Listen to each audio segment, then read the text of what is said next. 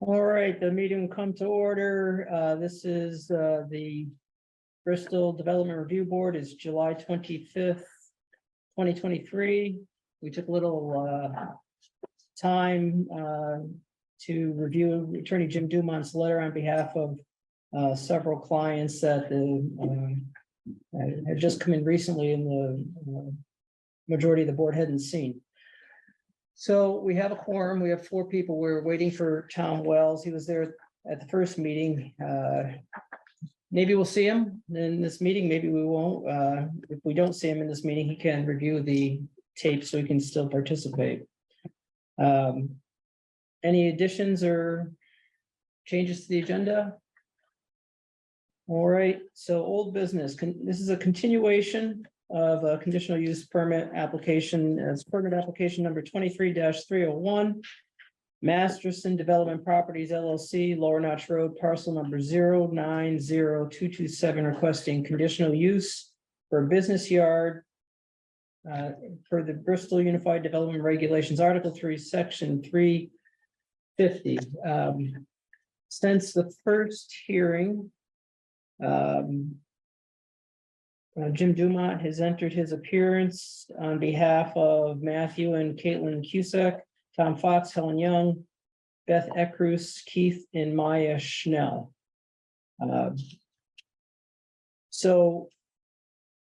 The applicant made some provide some greater detail and submitted it to the board.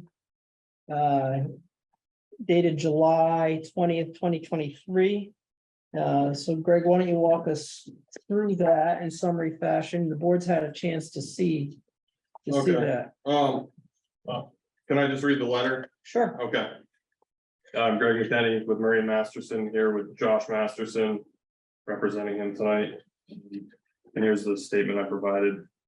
So I'm providing this letter in advance of the 725 DRB meeting on behalf of Josh Masterson of Masterson Excavation and Masterson's Land Development Properties LLC. Following up to the May 30th board meeting, I'm providing the following information in an effort to help clarify this conditional use application. The property is a 72.36 acre parcel that was purchased by Masterson Land Development Properties in 2019 from the A. Johnson Company. The property has been subdivided into 3 separate lots. Lot 1, about 57 acres, now owned by Josh and Gretchen Masterson, which contains their primary residence. Lot 2 is where the gravel contractor yard, business yard exists, which will be utilized by Masterson and Son Excavation. Lot 3 is an undeveloped parcel along Lower Notch Road. This application addresses the proposed contractor yard on a portion 1.5 of thereabouts acres of Lot 1 and all of Lot 2. The yard will be used by Masterson and Son Excavation, which is owned by Josh Masterson. The business currently operates out of their shop and office on North Street and employs between 15 and 20 full and part-time, including office staff members. The limited space of this location is why the applicant is applying for the conditional use application. At this time, primary business operations will remain at the North Street location. For those unfamiliar, Masterson Excavation provides commercial and residential earthworks and excavation services, which occur at specific project sites. The primary uses of the contractor's yard will consist of storing equipment, storing job materials, and stockpiling and screening topsoil. Specifically, on-site equipment would consist of items such as excavators, trailers, skid steers, plows, sanders, dumpsters, conic storage containers. Job materials are generally delivered to specific project sites, but surplus materials including pipe, fabric, concrete, waste blocks, traffic cones, etc., will be found on the site. The intent of the soil stockpile is to have approximately 1,000 cubic yards of material available for use on Masterson Excavation projects. These soils are stripped from other project sites, hauled to the contractor's yard, and screened and stored until they are needed for use on other Masterson Excavation projects. To clarify, this project is not a proposed gravel pit, nor a retail location. There is no private sale of topsoil that is stored on site, nor is there sale of earthen material extracted from the site. During the first hearing, it was evident that the noise and traffic were the biggest concerns of nearby residents. Below is a summary of the revised volumes, traffic volumes anticipated, and a statement on how to better mitigate noise at the site. First, I would add that in the month leading up to the 5:30 hearing date, Josh was in the final stages of completing the construction of his home, which certainly contributed additional traffic volumes on Lower Notch Road and the noise levels at the site, not unlike the other new developments witnessed along Lower Notch Road. This does not account for the tailgate slamming, which mostly occurred on 5-4, 5-5, and 5-8, when approximately 66 loads of topsoil were brought to the site. This material was brought in for both personal use at Josh's home and for business use. A review of video surveillance at the property indicated a total of 132 one-way trips were made by dump trucks at the project site on 5-4, 5, and 5-8, with a maximum of 80 trips occurring in a single day. Josh stated that this was the most he had ever hauled into the site. Our revised application will reflect that this 3-day average truck volume would only occur a maximum of 2 times per year, and a daily average of 2.5 one-way trips would be generated by dump or semi-tractor trailer trucks. Additionally, work trucks and 1-ton pickups would generate an average of 8.5 one-way trips per day. Please note, neighbors will also experience additional residential traffic, including UPS, FedEx, fuel delivery, and personal vehicles that have business logos that is not accounted for in this conditional use application. Given the traffic volumes outlined above, the noise impact from the engines, backup alarms, tailgate slamming experienced by neighbors on May 4th, 5th, and 8th will not become a new daily normal. An event like this would occur up to 2 times annually. In addition, Josh has begun implementing electrical shut-off switches or backup alarms on his equipment. This would not eliminate all backup alarms, as on-road vehicles will still have them, but would help minimize noise levels. And I just add, following the 5:30 hearing, the board member stated that this application needs to better address the traffic and the noise. After speaking with Josh in greater detail, we have refined the daily traffic volume and provided a more realistic value than the maximum anticipated daily traffic volume that was reflected in the initial application. Secondly, Josh has made an effort to show how noise volumes will be mitigated and minimized, including refining the truck traffic volume, eliminating backup alarms where possible, and by defining the amount of anticipated topsoil volume that he plans to turn over annually. No noise study has been performed or provided, since we would like to first present the revised traffic and noise information to the board. And lastly, I would just reiterate that Josh, Say that last part again there. no noise study has been performed or provided, Yeah. since we would like to first present the revised traffic and noise information to the board. Lastly, I would just reiterate that Josh and his family now reside at the property since the completion of their home around the end of the around the time of the 5:30 hearing. So neighbors can expect additional traffic and noise associated with a residential use. So Greg, I was a little unclear on when you say a 3-day average truck volume, what are you saying it is the 3-day average truck volume that would occur a maximum only 1 or 2 times a year? Is that 80 trips a day? I guess I would say the combination of 132 in that 3-day window. So 132 divided by 3? Yeah. As a 3-day average. So there might be a single day average that is higher. Yeah, no, I get it. I was just I wasn't sure what the 3-day average was that you were referring to. Yeah. And so you're saying that 3-day average of 132 would be something that would be experienced at most twice a year. Yes. Okay. Thanks for clarifying that. Mhm.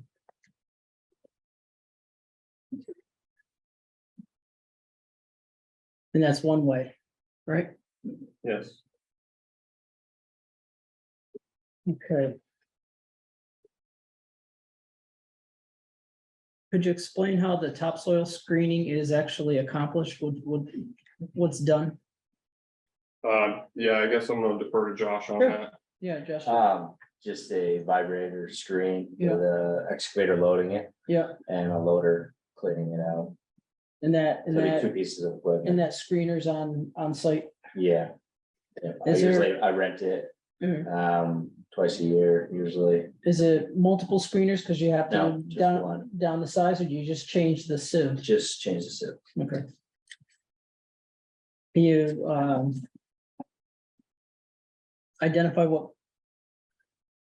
Is there a particular size, or how would one refer to the screener? I mean, I have a sense of how, loaders go in size or how dump trucks go in size. Is there a way you can identify how the capacity, or is it done by capacity? How's the screener measure? Are there different sizes? We usually get their biggest screen at Milton Rental. Yeah, What's the size of the motor on the side of it? It's like a generator It's a motor. diesel motor. Okay. I don't know the size of it. yeah, but I it's- have no idea how to, Yeah. does it have a it's- certain capacity or? You fit a loader inside of it, so I think it's a 4 or 5 yard. Bin on it. Hopper? Yeah. Yeah, In how many days a year would you anticipate using that for thing? screening, probably 3 days each time is usually what we've done in the past. 3 days each time? with- Each time of the rental, yeah. So, No, and wait, you- excuse me, Keep and going. you said that you rent it twice a year, Yeah. and so we're talking about 6 days of 6 operation. days, yes. Okay. And what size soil do you have? Could it be described as gravel, No, it's just, it's topsoil. which is, The deck is a 3/4 screen sieve. 3/4 inch. so It's fine sediment. It's fine. fine sediment, less than a millimeter, would you say? Or, He said 3/4 inch, right? pardon? He said 3/4 inch is the size of the sieves opening. Right. So, Yeah. so you might, so what you're putting in, it might be as large as 3/4 inch? Yeah, it sieves down to that and then tailings come off the backside, whatever doesn't fit through that deck size. So basically it breaks it down to fine material, so it doesn't have rocks in it. Any other questions, guys? John, you have any questions for Josh or Greg? You're muted. There you go. Yeah, sorry, not at this exact moment, but I'm going to have some questions. Is this the moment for them? Sure. I mean, the revised presentation is complete, or at least reasonably complete. So if you have additional questions, might as well start now and get the board questions out before we turn to the gallery. All right. I'm just looking at your latest submission, the thing you read. Looking at the noise and traffic impacts, it was just, you measured that just for those 3 days in May? We have some video surveillance at the site, but I did outline the days where Josh was hauling topsoil to the site. And that was the greatest truck volume into the site. Right. So what about, I mean, there's been operations there for a while. Why only those 3 days? Because I was just trying to address the maximum traffic at the site, and I've provided in the letter, let's see, yes. Daily average 2.5 one-way trips generated by dump truck traffic and an average of 8.5 by 1 ton or work truck traffic.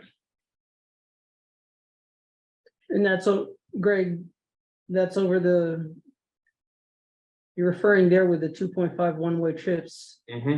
That's As based I- on a discussion that Josh and I had, Yeah.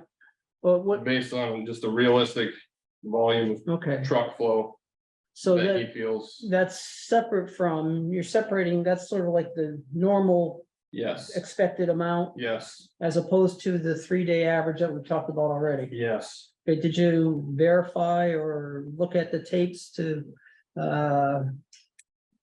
assess whether that's the estimate of 2.5 one-way trips on average is one-way trips is realistic? Based on our discussions, I did not review all the tapes. It's, Okay, well, I'll ask it another day. Did you look at any tapes besides May 5th, 4th, 5th, and 8th? I did, but not with, the intent to quantify a maximum amount. Okay, More or less looking at them and talking with Josh to come up with okay. this volume. Go ahead, John. So we have, this estimate is based on just 3 days recently. Is that right? It's based on, really a discussion with Josh about how much he intends to use the property. Right, and but there were operations there for a couple of years prior, including construction and development of the site. And there's truck traffic related to that, presumably. I don't know. I don't feel satisfied that a sampling of these 3 days gives me all the information I want. Yeah, so in the application, I've outlined basically where I've come up with this.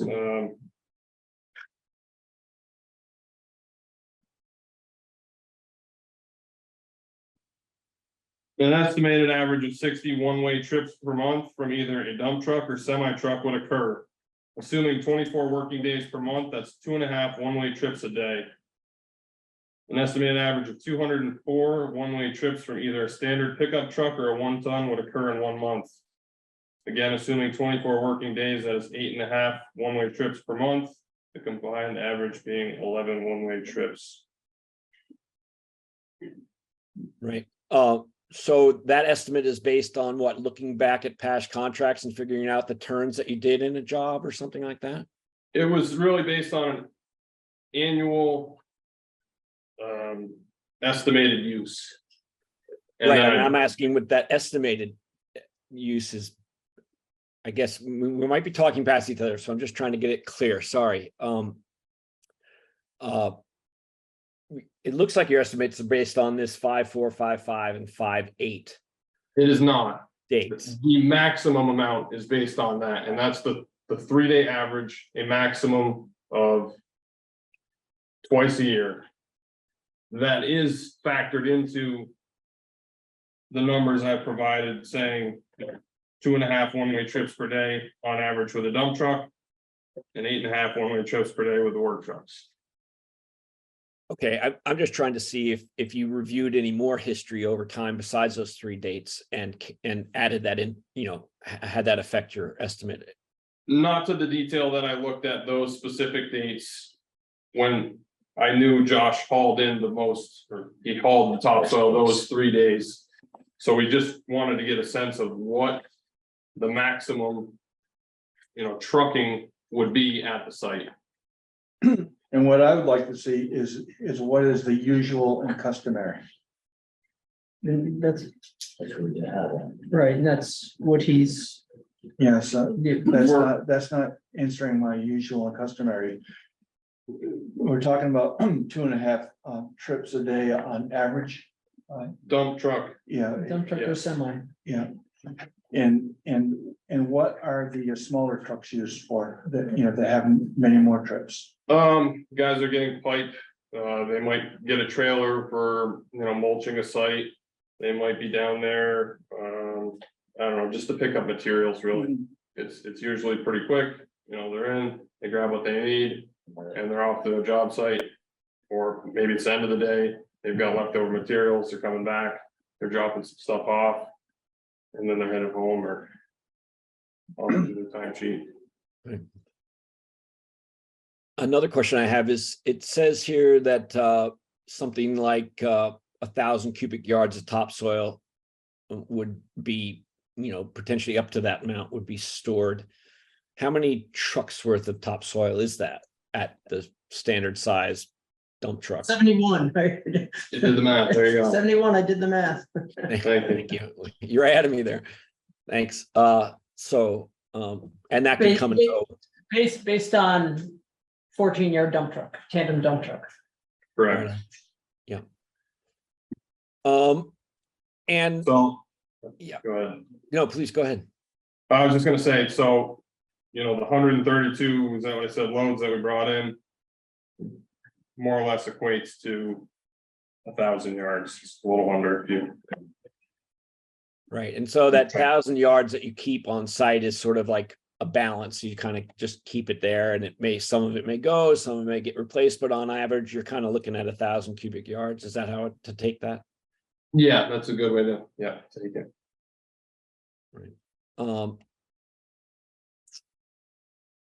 Under the noise section of your introductory letter, you say an event like this would occur up to 2 times annually. What is that estimate based on? It is based on those dates, 5/4, 5/5, and 5/8, the 132 one-way trips. So we're saying something like that Is would it- occur up to 2 times a Yeah. year. And maybe this wasn't what John was asking, but it made me want to ask. So is there a way, Josh or Greg, to characterize what's going on that would, twice a year, that would lead to that heavy a volume? Is there some, It's all based on what we have for a project lined up. So- I mean, there could be years, I mean, we're basing it off from annually, but there Yeah. could be several years where I don't haul anything in. so it's not that like, in the No. beginning of the year, you're gonna do that. No, at the I end have of the year, no you set do in that. stone. No, it's just like, okay, we won't have a project lined up that requires, you know, we got into a situation doing a pond job and we need to get rid of the soil, so that's what we did. Mhm. That's not something that happens every year. Yeah. We are just basing it off from an annual. Based on Perspective. past experience. That's it. that- Yeah, the most recent before that was years ago, so it's like, this is, I think it's been 2 years, and then we had the spring and May was the most recent. So in a way, what you're doing is you're saying.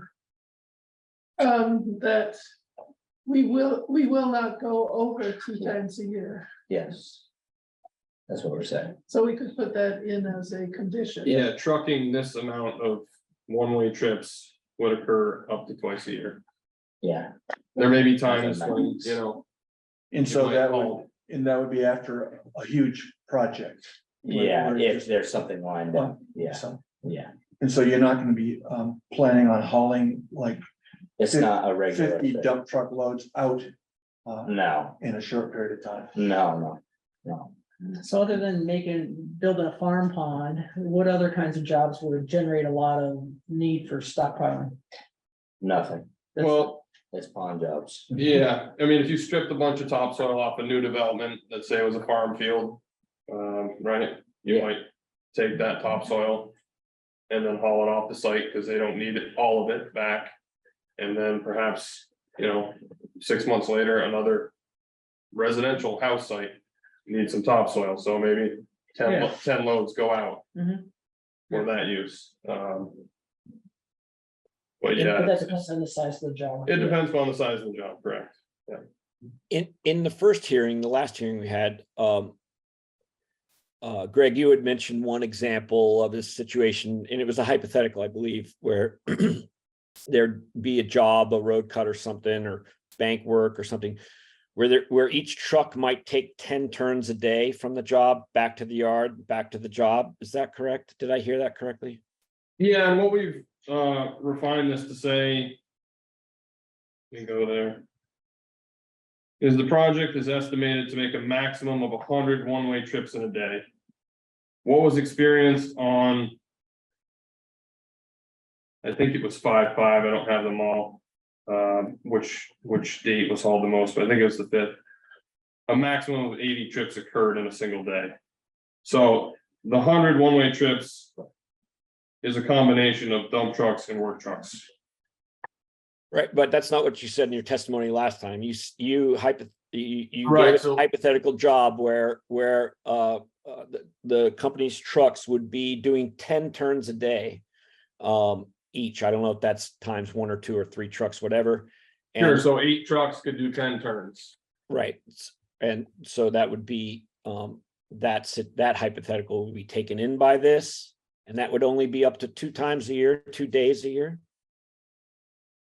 2 events a year. 2 events meaning what? Meaning the 3-day average, we had generated So two projects. 2 projects. 2 projects, but each of those could be multiple days a year Up to 3 days a year. total. Sorry. Each event up to 3 days per event, 2 events per year, 6 days total. Thank you. Yeah. I just want to note that throughout your letter, you used the term contractor's yard, but there is no definition for contractor's yard in our regs. So I think business yard is what you mean. Is that correct? Yep, that's correct. Business yard.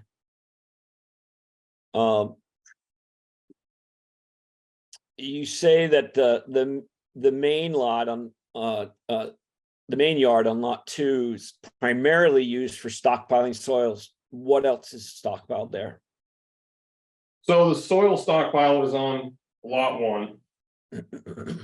Where Oh, you yes, come up that's correct. on the first hairpin turn there. Yeah. Right. And then lot 2 has various equipment out there, Jersey barriers, traffic cones, pipe, Visconics boxes. Probably an excavator.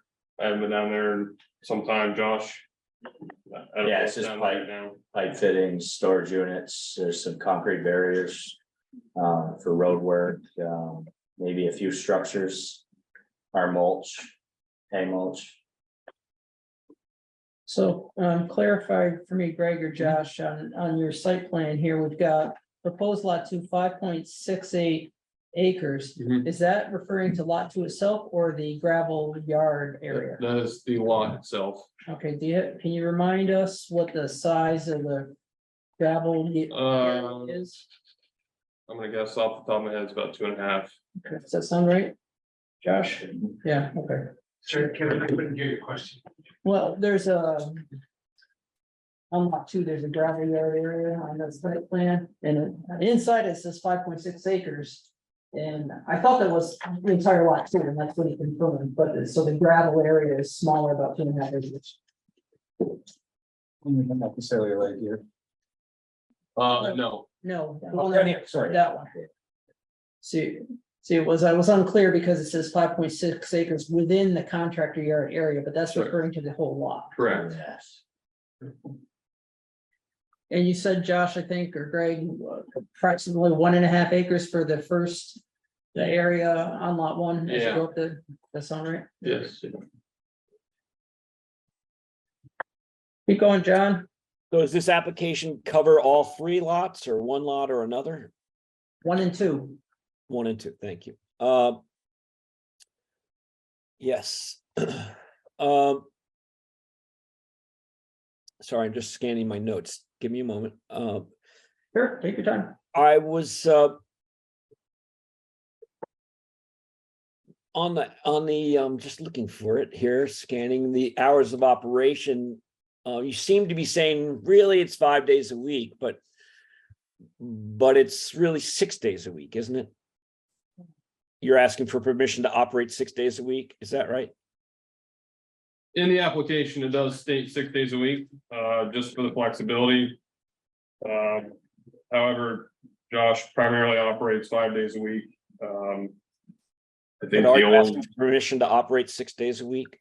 that is correct, yeah. Okay, thank you. With the majority of Saturdays, probably there will be no one operating there, but But what hours are you looking for on Saturdays in the application? I wasn't clear on that either. Is it lesser or is it the same hours of operation as you've got listed for Monday through Friday?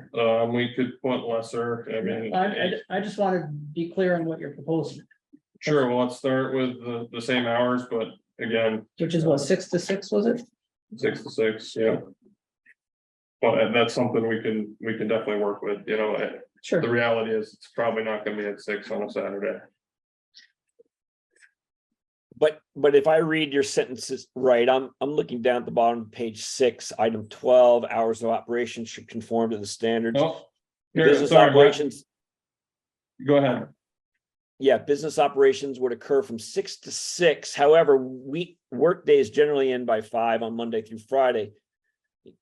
People don't usually work on Saturdays. However, operations of the yard would be 7 to 5 p.m. So you're There asking you for go. 6 So let's, days. yeah, let's go with that. Where? My apologies. Where were you, John? Because I was trying to catch up. Yeah. That's the bottom of page 6, item 12, hours of 12, operation. okay, I've got it now. Thanks. Skipping up just a little bit since I went down for that one. On item 10 on that same page 6. It says generally trucks will not idle. This is item 10, number 3. Trucks will not idle for greater than 15 minutes from 7 p.m. to 7 a.m. But your operating hours are 6:30. So could a truck conceivably operate or idle from 6:30 to 7 p.m. and still comport with number 3 there?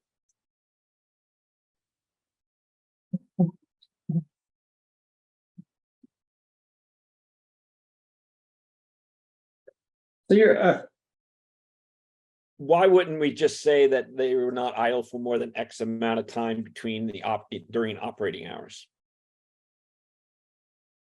That's fine. This is. That says just 7 p.m. to 7 a.m. So that means between 7 p.m. and 7 a.m., there could be sometimes generally trucks idling for 15 minutes or maybe generally occasionally longer in those evening hours. Is that how to read that? It's out of your zoning regulations. It asks for no idling for greater than 15 minutes from 7 p.m. to 7 a.m. Given the hours we're operating, I guess they wouldn't idle at all. At all? You don't warm up big trucks or anything in the morning before you go out for the day? 6 to 7, but at this time,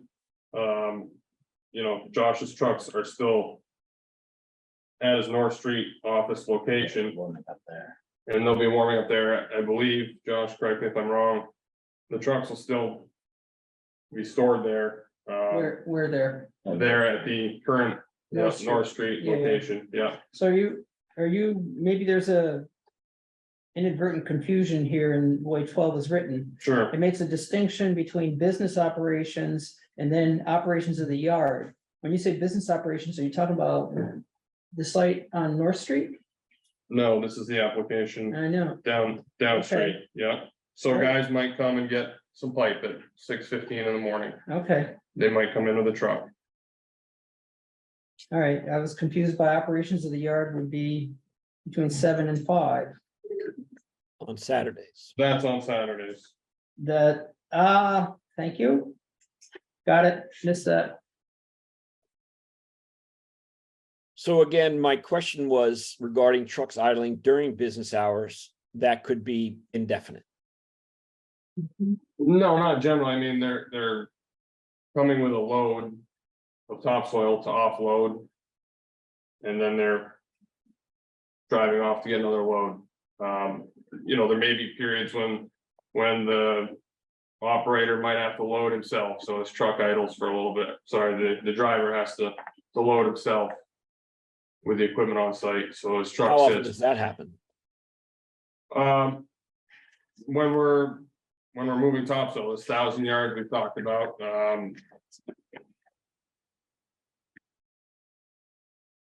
again, job specific. I don't have a way to quantify the day to day. Perhaps some days it's probably none, perhaps weeks it's none, and then there might be a week where 80 truckloads go out. Or a 3-day period. And you don't idle to warm up trucks in the morning That happens in in the winter? You do, but currently his trucks will be at the North Street location. Right, but you're seeking permission to do that kind of work here, right? Not the warm-ups, because the trucks will. Well, I'd like to ask the applicant, if you don't mind, I'm sorry, Kevin. Well, I'm. Sure. You're John, asking for permission to do that kind of work in the future here, right? I'm telling you what. Yeah, I in the hear future, from- we would like Whoa, to do. whoa. I'm repeating what you didn't hear Josh say. I didn't ahead. hear that. Maybe it could be repeated. I'm sorry. Yeah, start with your question again, John. So you warm up trucks during the business hours before they go out, Correct. generally? Yes. Yeah. Yeah. And so you're seeking permission to do that on this site, right? Yes, let's seek permission. At this time, trucks are generally at the North Street location. But Right, could but there we're talking be about an this incident- proposal for what you hope be to an do incident here, Where right? there's a truck at the property, on Lower Notch, then yes.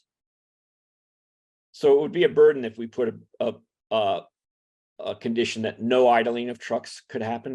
That doesn't seem to go along with what you need to do to make the business go, right? Once it's moved here. It would be a burden, yes. So idling is important and probably, I'm just noticing that, not noticing, I'm just noting that up higher in this thing, in your letter, it lists the equipment storage, excavators, dump trucks, work trucks, skid steers, plows. Those are like the mechanical ones on the list. So like, those things warm up when they go out. Really just the trucks. I mean, I guess if the excavator is running in the winter months, yes, it warms up for a time period. Dump truck, Dump truck, yes, how long? And then it's, 10 minutes. 10 minutes. And as long as we're on this equipment storage, is there, do you have a number of excavators, dump trucks, work trucks, trailers, skid steers, plows, dumpsters, et cetera, that will be stored there, or is it just open-ended? no, it all obviously matters on projects that are going on. Primarily, our equipment's always on projects. It could vary throughout the year. If we're in a crazy cold winter or a lot of snow, you could have more machines there because we're not able to do site work.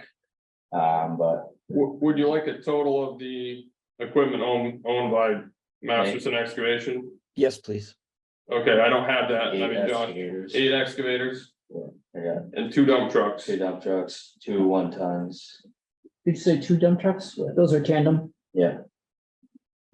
2 dozers, 3 skid steers. 5 Loader. trailers, a loader. A roller. Cool, thank you, that's very helpful. Back to an earlier question, so sometimes the drivers stop and load a load when they're loading a truck with, say, soil, but sometimes I don't. Do you have an employee who hangs out at the yard and is responsible for filling trucks? No, So most of the time, do the truck drivers idle while they fill their trucks? Depends on the time of year. if it's a planned occurrence where Josh needs to haul, again, a dozen truckloads, he may send a guy down to load material out. If it was one load of material, the driver would get out of his truck, get in the loader excavator, load the truck while it idles, and then drives it to the job site.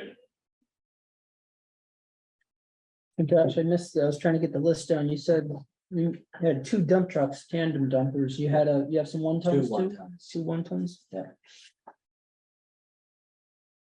Then you have some pickups. Yeah. 7 work trucks. And I just heard from Tom, he said he'll be joining in about 5 minutes. Okay, I don't want to hog up any time, so I want to step aside if other board members have questions, and I want to reserve possibility of a question or 2 in the future. you have any? Yes, Ted? Yes, Ted's got some.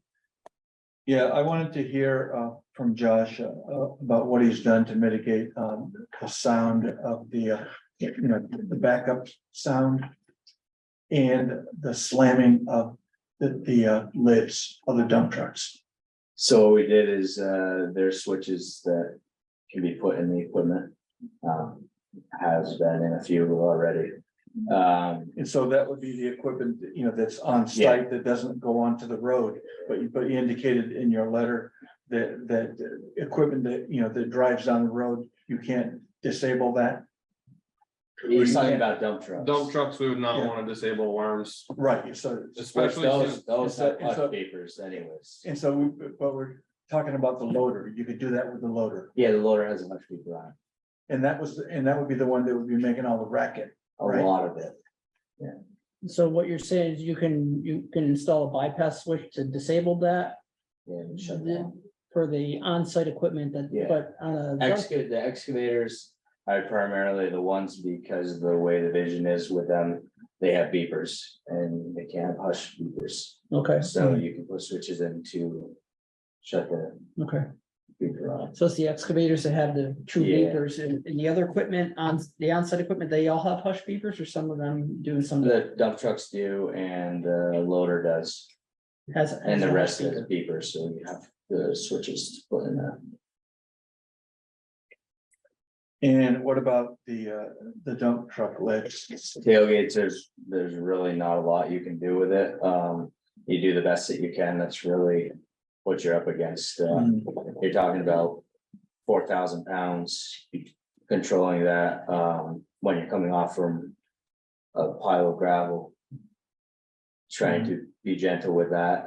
Drivers do the best they can, and obviously that's priority, but there's no guarantees that you could stop a 4,000 pound tailgate from hitting the back of the dump body when it's re-stepped and set up to swing.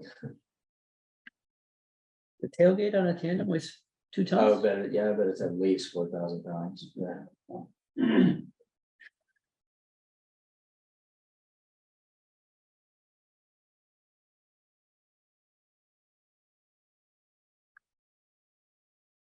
But you, have anything further, Ted, or? keep going?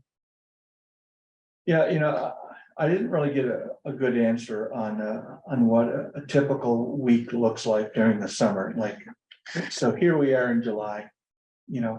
What has been the traffic in and out of there? Since our last meeting. Yeah, What did we discuss that the other day? Yeah, I didn't put together, volumes from what's been in there since, On average, we figured probably, I have 15, 20 guys. There may be 2 work trucks that go in and out, which would be in the morning, traveling and get fittings and then leave. So if you figured 4 one-way trips. we're saying 8.5 well, applications. I'm a lot more interested in the dump trucks than. Dump trucks. We're saying 2.5 a day. Than the 1 tons, and that's what it's been since we were here last. No, It's probably been more because we're basing this all on a yearly average Yeah, and it's busier now. yeah.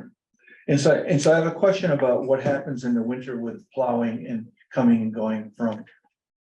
Are you gonna be having equipment coming in and out of there in the winter to go plow? no, Oh, no, I live there. We'd be plowing the yard with a yeah, 1 ton and a plow truck. okay. That would be it. And we may move some equipment in to be stored there. And so do you plow for, do I you, plow all the schools. yeah, for the town. and you keep that equipment on North Street? It stays at my shop. Oh, Yeah, generally, guys, if there's gonna be a snowstorm, go home with a plow truck. The only thing in the winter time that would be there would be maybe an excavator or a heavy piece of machinery that isn't, say, stored at the yard up here. And That so- we would have down there. and so during the winter, your yard would be unused for the Yeah, most part. for the most part. Yeah. A lot slower. Brendan, do you have any?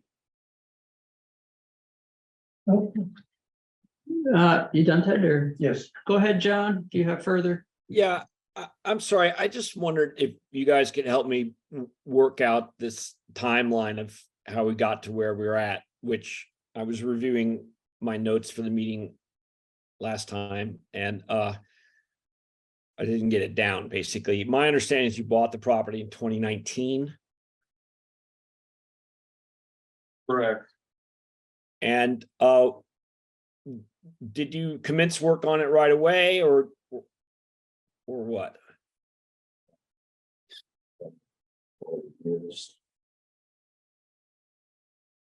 Over the years. Right. We had testimony that you met with the zoning administrator in 2019. Do you remember when that was? Approximately. There's fall timeframe, John.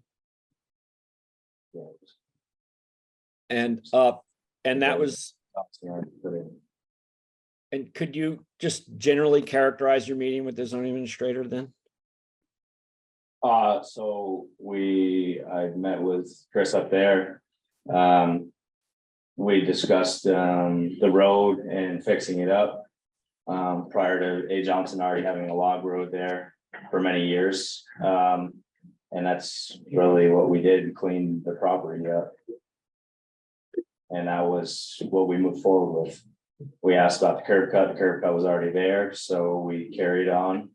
The road is in the same route, same path where it's always been, just obviously cleaned up nice now. Right, but That's it was all at we that did. time, the zoning administrator said you would need a conditional use permit to develop the site? Uh, He didn't tell you that then? I couldn't have, John, it wasn't available at that point in time. Well, except at the last meeting, we heard that you guys met in 2019. And that at the time, the applicant was advised you need a conditional use permit. Is that correct?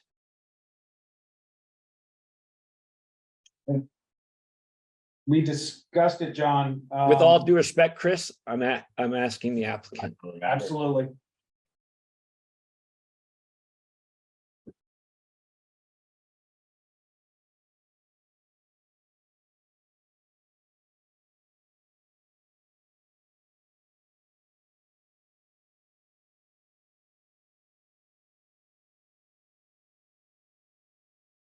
All right, we can move on. So at some point you improved the driveway there. Was that for the house? Yeah. And so you came along and then you developed the laydown yard after that? It was all part of just cleaning the property up. Well, but constructing a laydown yard is not cleaning the property up. I'm just trying to figure out when that was built. Well, it's flattening the yard out. It was full of holes and uneven, and I just took no different than when I hauled many years for A. Johnson fixing the road up. We did the same thing. I just improved the property. Right, but you built the driveway at some point that you improved the driveway from the With Forest material Road. with the material from the site. Right, and that was for the house? It's for the house. And you built it to a spec. Did you have to come back and improve the road so it could handle heavy equipment? I made it to, yeah, I just built it the way I build all roads. So do you build it to a residential spec or a heavy truck spec? All I do is build roads for heavy trucks, because every house like that I do, you have to get heavy trucks on, so it's spec'd for heavy trucks. Everything that I do is. And at the time, the driveway extended past the house driveway where the house driveway peels off and went out to where the. It was in a similar location, yes. But you improved it past that house driveway to the laydown yard that you were that you created?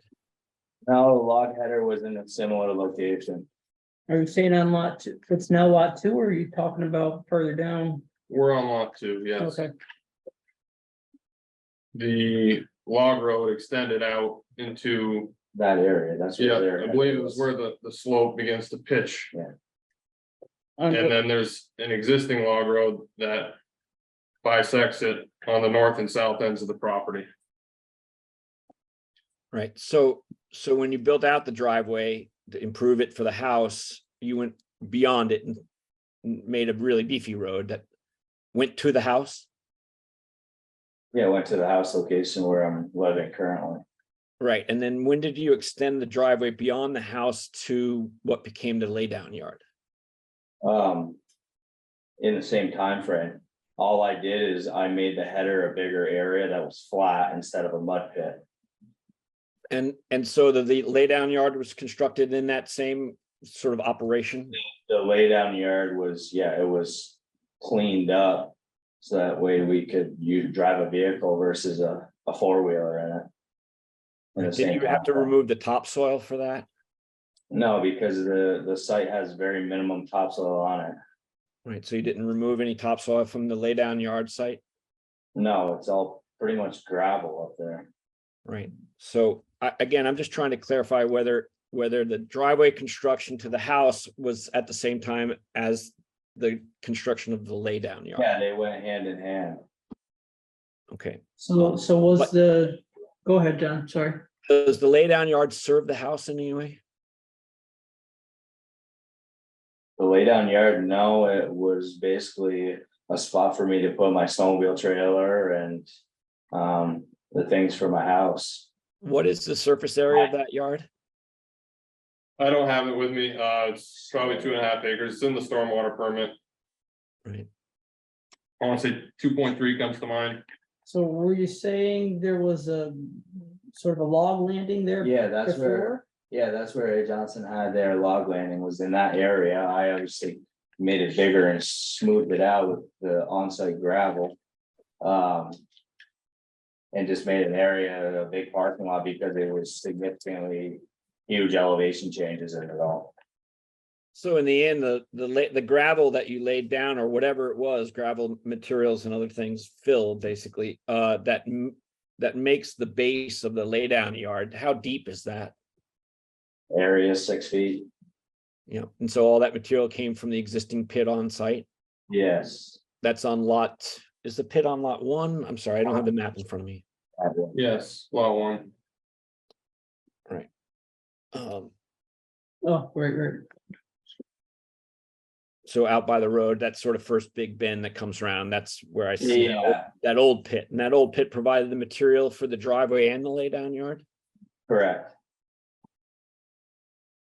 Um, I brought in no materials for that project. right. Okay, that's all the questions I have at the moment. Thank you. Is Tom here? No. Okay. Ted, anything further? Okay. At least for the time being, that's the questions for the board. Anybody who didn't speak the last time and wants to? I have questions for Mr. Kenny and Mr. Matt. Yeah, I know. We'll do that. I just wanted to see if there's any new statements from anybody who's new. I don't remember everybody. You're all here before now. Can I say something about the existing business? Yeah, identify yourself. Yeah, Alan Lathrop, Okay. and for 40 years, I've lived right across from them. And I've never had a problem when the trucks leave in the morning, they come back at night. And the regular traffic in and out really is nothing. Are you talking on North Street or? Yeah, the North Street. Yeah, okay. So. They've been running it great. You Okay. know, I've been through Johnny, Jay, and Josh. All three of them running a business out there. We've been real happy with it. So my name is Rita Jennings. I live pretty much across the street from Josh now on Lower Notch Road. Okay. I work from home sometimes. I have 2 young grandchildren and some my in-laws live there, my ailing mother-in-law. We're there a lot of the times when the trucks come in and out. I've seen the kids, I call them kids, as they come out and they always check my yard to make sure, see if my grandkids are out there. They make sure, you know, that they're coming out safely.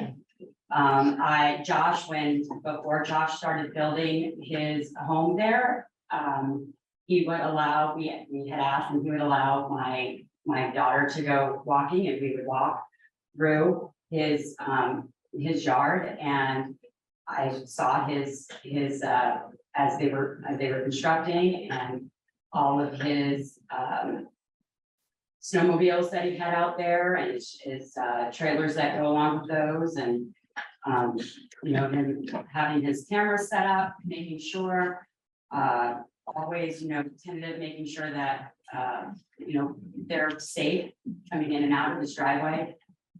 As I said, I work from home, and a lot of what I do is I make videos, training videos for my place of business, and I can do those regularly without the trucks coming in and out, and with the window that I keep open in the summer faces his driveway, so, very rarely do I have to stop my recording and, wait for a truck to pass by or, come in and out.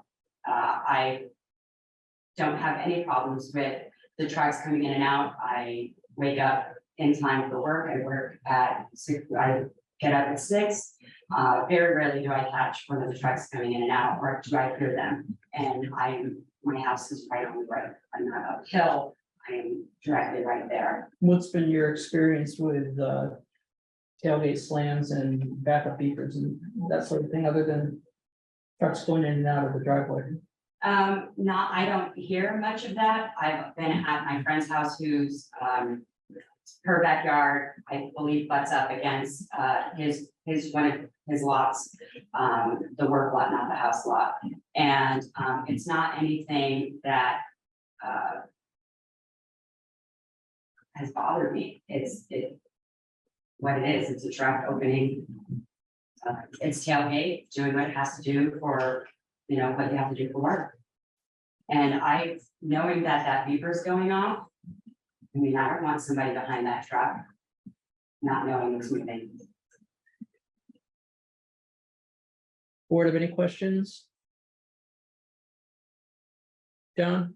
Yeah, speaking of beepers, I don't see a commitment in this latest letter to hush. I'm sorry, white noise beepers, I think is the term we settled on. I do see that those beepers will be switched so they can be turned off, but wouldn't that violate an OSHA situation if you turned your backup beepers off on a job site? And that's not really my question. My question is, would you be willing to make a commitment to white noise beepers on all your equipment? You can't have hush beepers on excavators. Why is You that? have to have a beeper. As a regulation. How about on all trucks? Trucks can have hush beepers, which my trucks do have hush beepers. My loader has a hush beeper because it's allowed to have a hush beeper. Excavators are not allowed to have hush beepers. And when Josh is hauling, if he's hauling a fair amount of material in, he'll subcontract other trucks. And I don't know if he can't really control what other people do with their trucks. What was that? Yeah, they're beepers. They're beepers, so. On the 2 trucks he owns, they have hush beepers, is what he's saying. Anything further, John, at present? Not at present, thank you. Here, you had a question or questions? Yeah, a bunch of questions. Just real quick, Tom has gone to Oh, Tom, hey. How much? You're muted. You're muted. Unmute, Tom. 3 years into COVID, we're still saying this. There we go. I'm here and I'm unmuted. Sorry I'm late. But I wanted to absolutely, So did Tom see the updated proposal or the? July 20? if it's what Chris sent us today, yes, I did. Did you get a chance to read it? I did. Do you have any questions for the applicant based on reading that? We talked I don't about. let me just pay attention for a little while and catch up and then I'll ask any if I got any.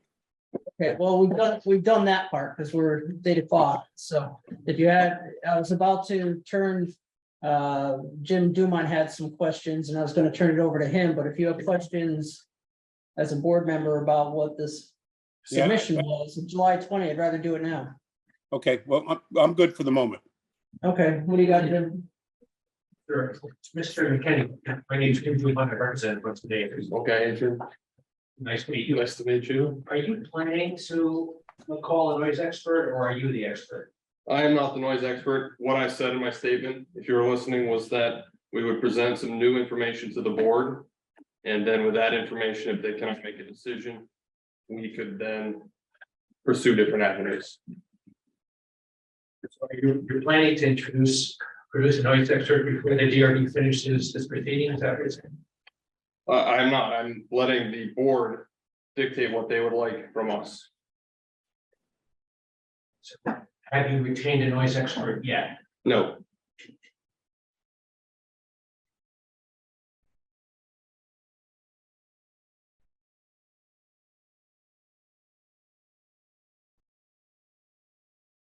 For the big picture questions, before I get into the detailed ones.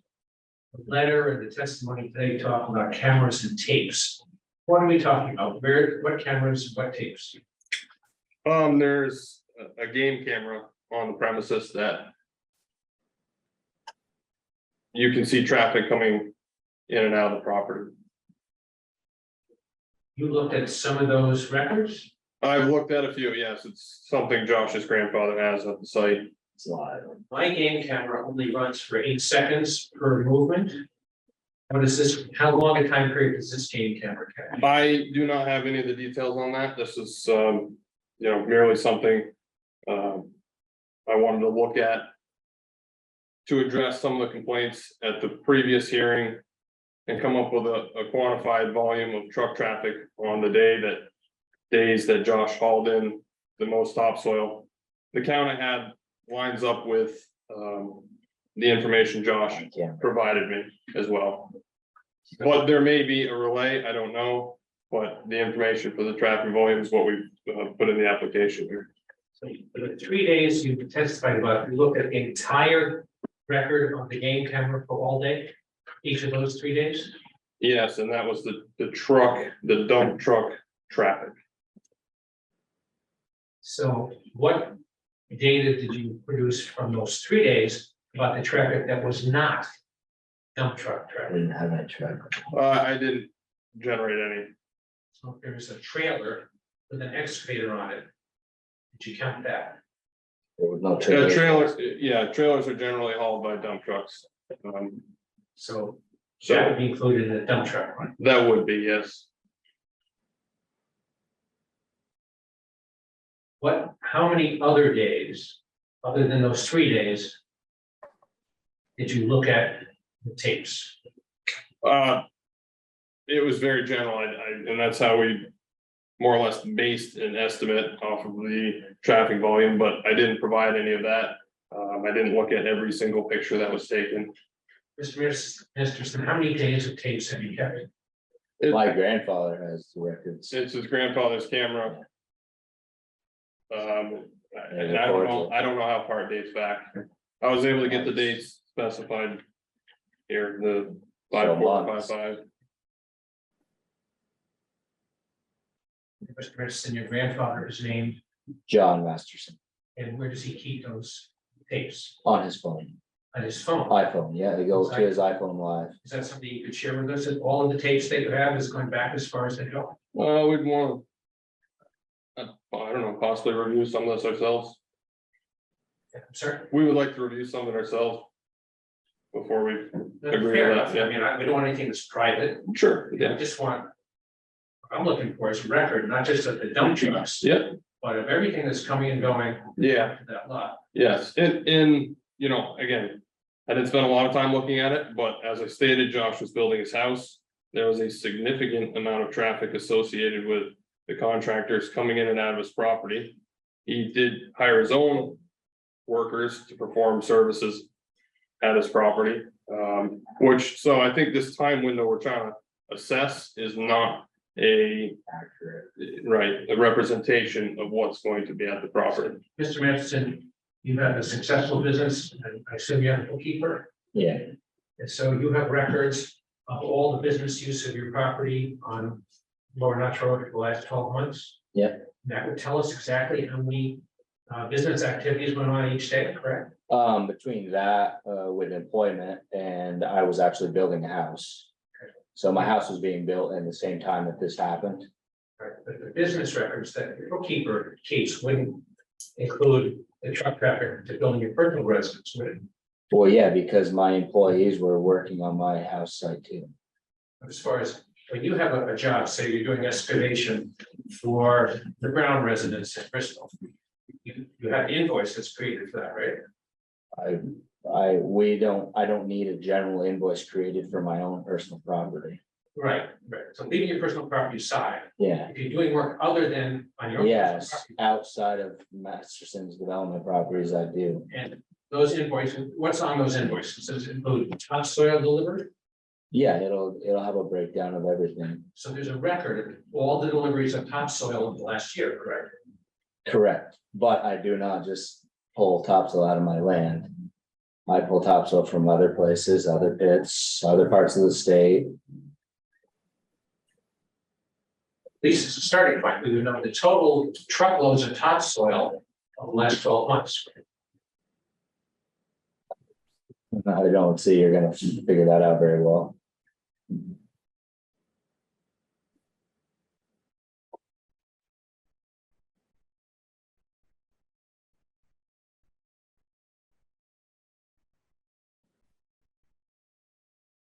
Well, I'm really interested in Mr. Matheson and the phrase you used near the end of what you testified about. You talked about a pile of gravel. That's 3 words, a pile of gravel. And in connection with the pile of gravel, you talked about 4,000 pounds and 1,000 pounds. And I wasn't able to follow exactly what you're saying.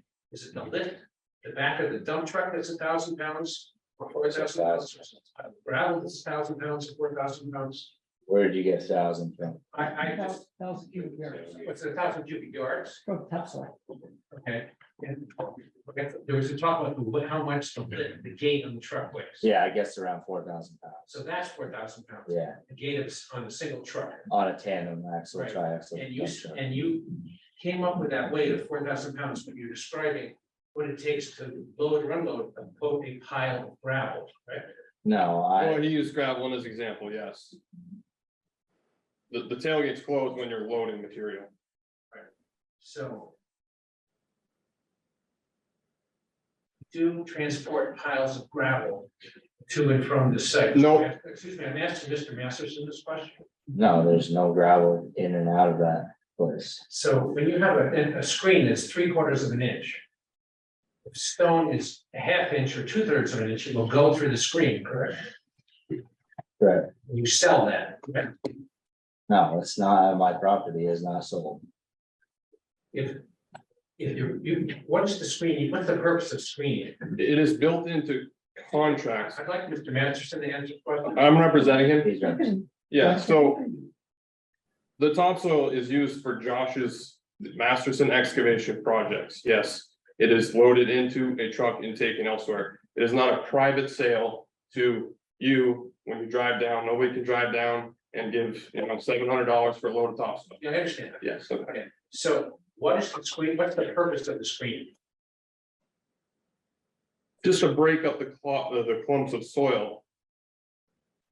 And then reuse it on our projects. So That's the purpose of screening. if stones are 1/2 inch in diameter, they're gonna go through the screen, correct? And they get loaded into a truck, correct? Correct. Okay, how do they get from the pile on the ground into the back of a truck? With a loader. Okay, what does it tell us what a load is? A loader is a piece of machinery that you see at a town shed. That's could vary in cubic yards on a bucket, 3 yards, 4 yards, 2 yards. Livingston Farms has many of them. So how many loads does it take to fill up? It all matters on the size of the bucket. Okay, well, how many loads does it take to fill up the back of one dump truck? It's 14 yards. So it matters on what the bucket size is on the load. Well, why don't you tell us what your bucket size is? My bucket is 3-yard bucket. Okay. So 4.5 or so. So does that make a noise when you load this material that has stones up to 3/4 of an inch? No. Does it make a noise when you put it in the back of the truck? No, what makes noise is if I'm topping my road. And I'm fixing my gravel driveway, that would be the noise that would be heard. Is when I'm taking material from our site to fix the road, that would be the noise you hear. Topsoil does not make noise when it goes into the back of the dump. It doesn't make the same volume of noise as loading gravel. Alright, so this is something an expert can help us with, someone who's used to determining this, the noise impacts of quarries, loading topsoil, and loading gravel, correct? Yeah, I think it's pretty common sense, but if you need an expert, Right, you're aware that my clients believe they're hearing loud noises when the trucks are being loaded, you're aware of that? Yeah, that was one of the complaints, but the majority of the complaints was the tailgate slamming. And the beavers. There hasn't, well, Is it, Mr. Messerson, is your testimony that rocks are never loaded into the back of dump truck? what is the definition of a rock? You tell me, Mr. Messerson, what happened? I don't know, you tell me, what is the definition of a rock? Something that's not soil, that's, Well, screen tops also have rocks in that. how So- about gravel that's a half inch in diameter, is that ever loaded into the back of the truck? 3/4 gravel. On the. side. Not exclusively, it's not a gravel product, it is a topsoil product, but a particle 3/4 of an inch could be in the topsoil. And do you think maybe that's what your neighbors are hearing? Yeah, possibly, yeah. So would it be useful to find out how loud that is? How loud it is at the property line, which is traditionally what's done in regulatory proceedings. Sure. How loud it is at the neighbor's residence, which is traditionally what's done in regulatory proceedings, and then share that information with the board. Sure, and we asked at the last hearing what the standard is, and there was nothing given, Definition. there was no, Right. so Well, it's- we kind of put this on the board and there was no. Standard that we had to meet. well, not exactly. Sorry, there was no decibel limit specified That's true. In this zone. in this in- zoning district. In other zones there is, I'm not sure why. Anything further, Jim? Yes, so you mentioned that excavators have to have backup beavers, correct? Yes, Over the last, say, year, how often have you operated excavators with their backup beavers on? Say, on a typical day, how often does that happen? how often have I operated? I operate a machine every single day. With Well, the backup? On the property, Yeah. when I was doing my house site, I was probably working on it pretty frequently. Well, let's leave the house site. Well, the house site was been the project. Well, maybe we can, is the house is done, House is right? done. All right, when did you finish the house? roughly? Around the same time we had our last meeting. So, okay, so, It would have been but- past it. and so beginning of June, you were done? Yeah, All right, When did you start working on your house? it's been a long process of all last year, Have you been running an excavator in connection with building your house? For the in last- between projects. So how much of the excavator use was for your business as compared to your house? Majority of my work down there was used for my house. Okay, so how many times a day do these folks hear the backup beeper that's for the business as compared to for that? I don't think that's even quantifiable. You want a percentage or in hours? What are you looking for an answer? Whatever. In all due respect, I think it is quantifiable and I think he should try to answer the question. Yeah.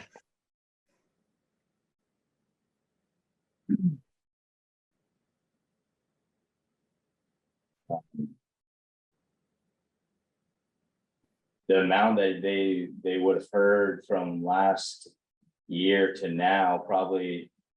The amount that I've used up there for my own personal use on my own property would have probably been. 75% of the time Okay, so 25% of the time, is that 25? would have been used either screening topsoil. Or moving stuff, organizing stuff down at the landing. Spreading gravel on the road from the land. Screening material at the pit. That would have been the other percentage. So 25%. You work from 12 out from 6 AM to 6 PM? I would say we're consistently on a 7 o'clock around roughly, not necessarily 6 AM.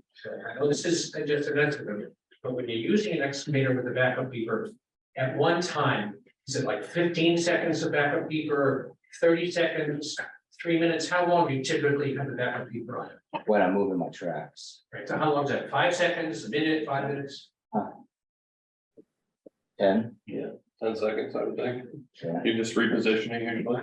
Yeah, you track a little bit, you work a little bit, you track a little bit, you work more. So, and over the course of a typical day, how many times does that happen that the 10 seconds, typically a beeper sound is emitted?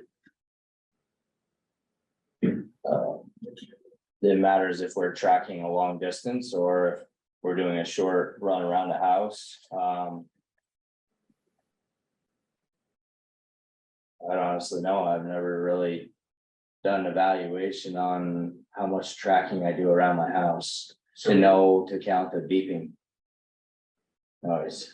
So if you could determine how much Well, it's for your business as opposed to for your home, I'd have to redo my house site to start.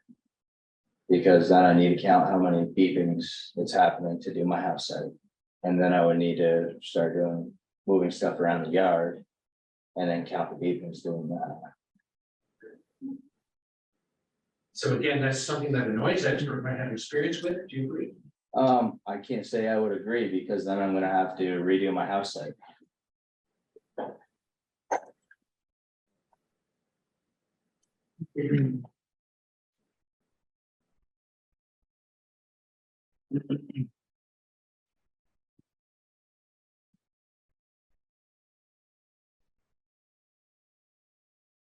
What kind of noise, your experience is produced when an excavator is placed on a low boy trailer?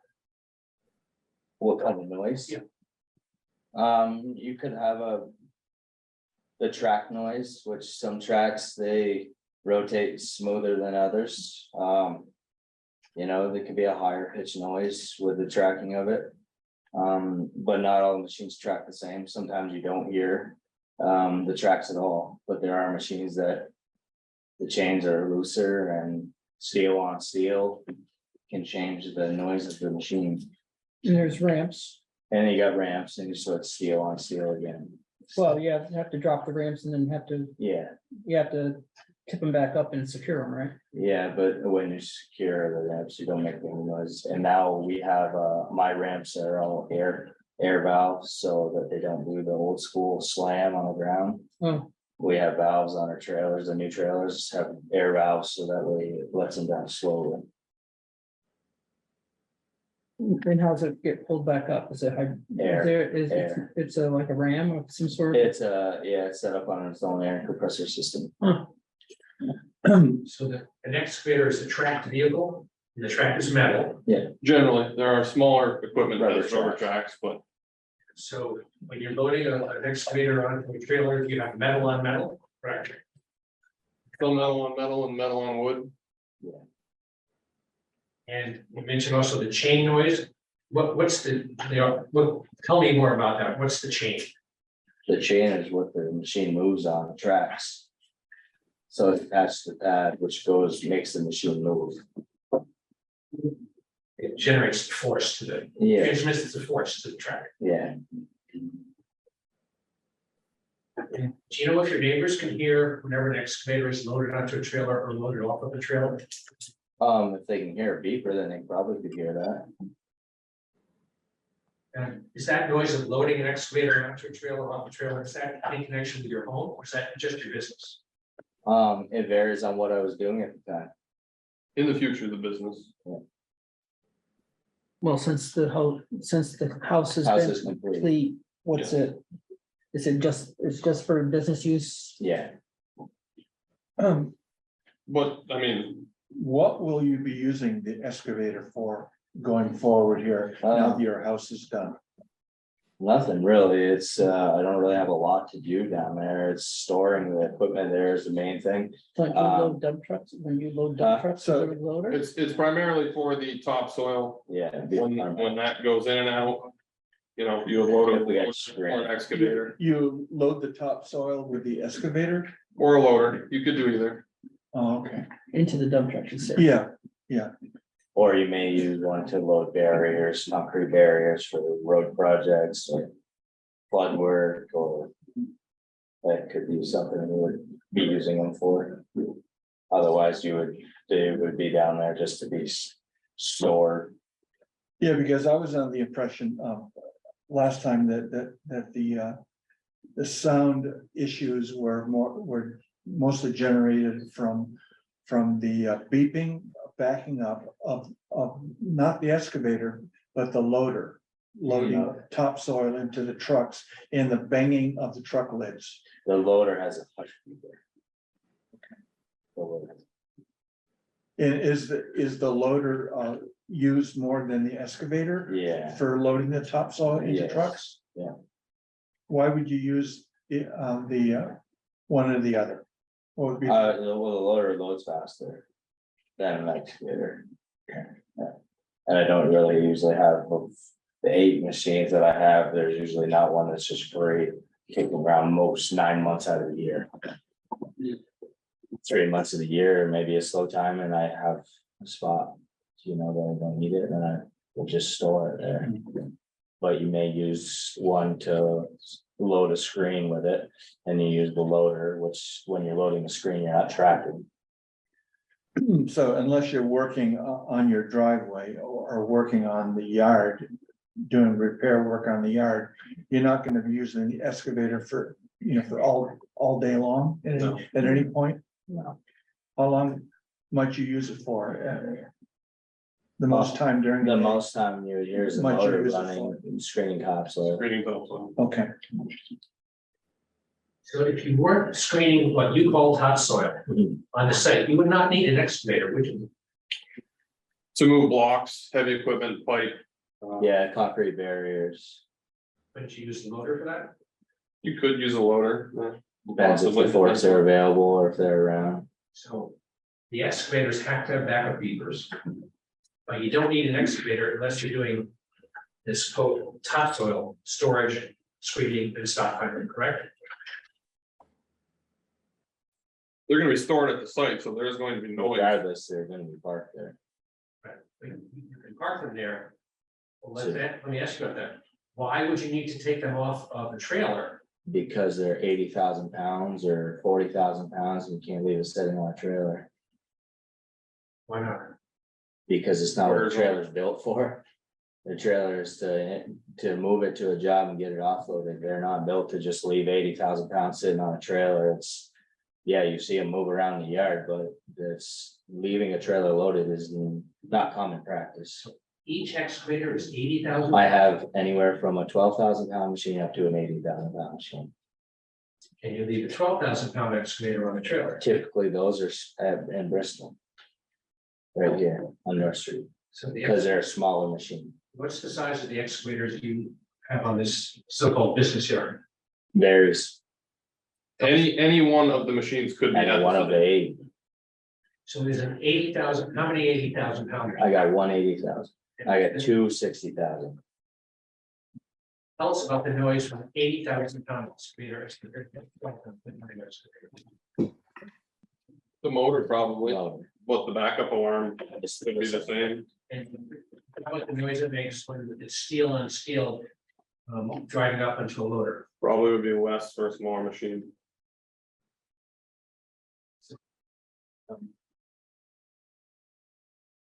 If you weren't conducting the storage, screening of so-called topsoil on this land, there would be less excavator noise, right? Yes.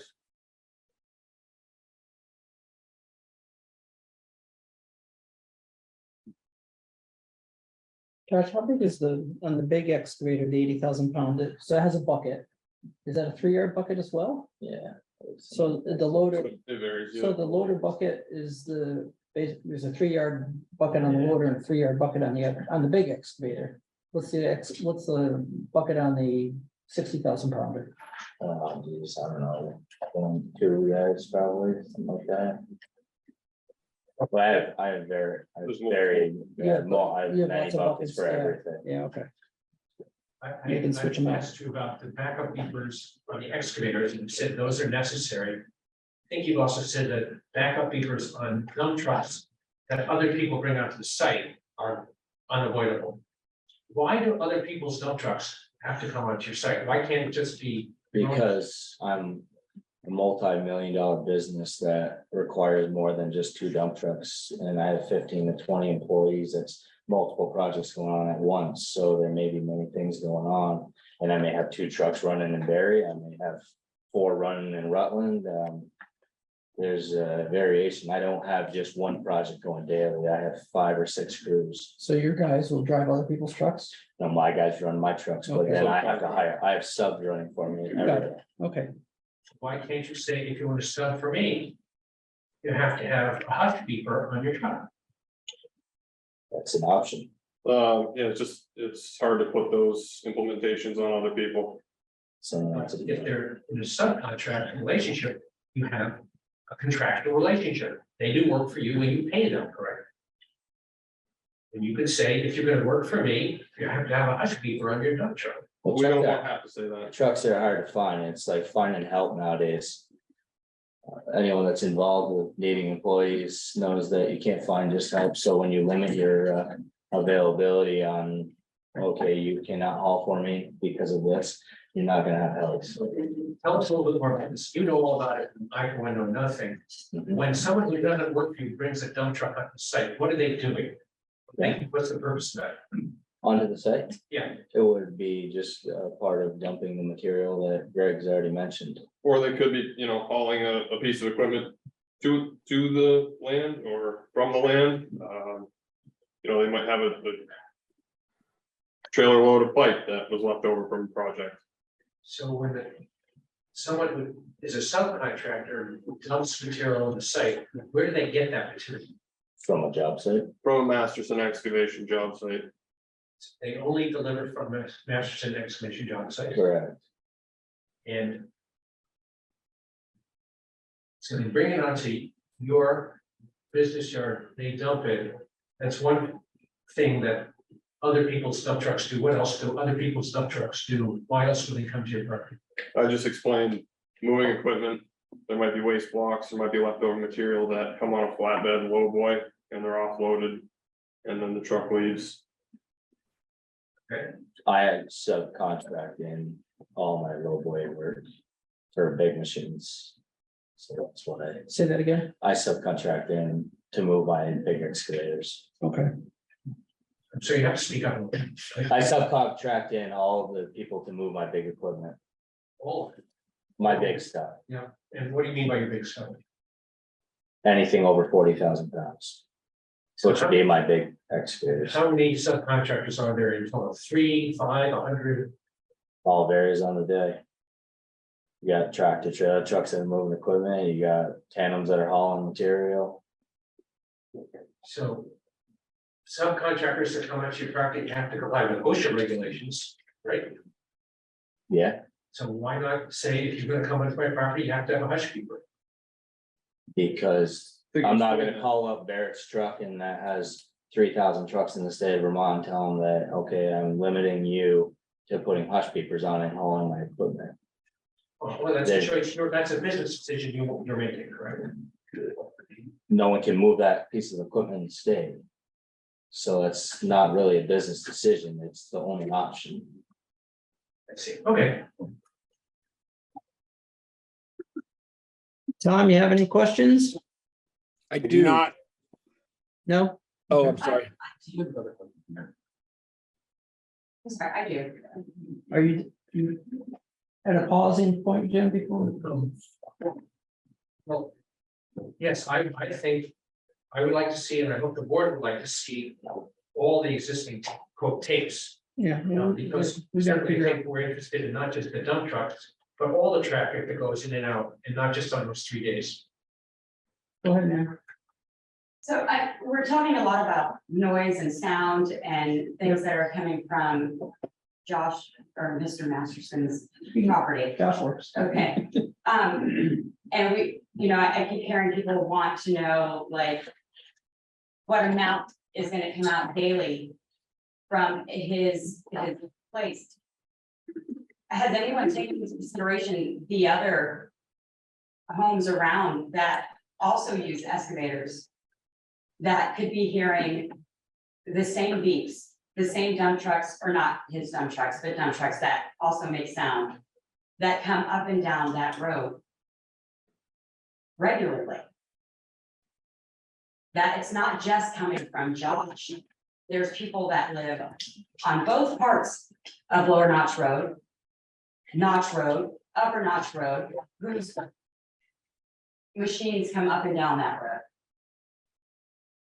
Yeah, And Ms. they Jennings, know I think you're right, and what I've suggested to the board is that a traffic study be done that excludes all the other people. And only looks at the traffic from this site. That would be great, and if they can add on the people that drive 70 miles an hour up and down that road as well, the dump trucks that don't belong to Josh. Also, and the vehicles that make the noise along the way, so I think that How do you? this is a lot, I've never been to one of these, this is a lot. It's on the unusual side of our work, but every now and then we have an application that generates this level of interest. Not typically, but when it does, it does.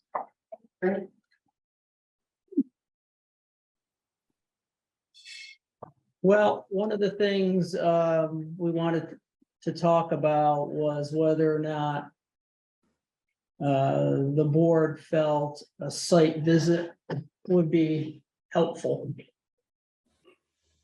Interested to hear what you folks think about that. I mean, you could get, we've done them, it's been a long time. But you can get a view from the various homes, but also the work sites and such. John had his hand up. What do you think? Yeah, at the last hearing, the first hearing we had on this application, there was a lot of support for a site visit on the board, me included.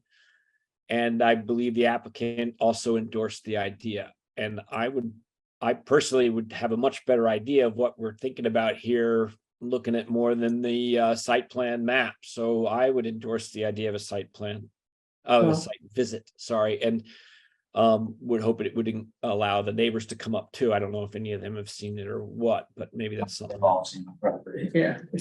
They've all been through my whole They've property, been- my house. and everything. Some have been through the inside of his house when it was being built.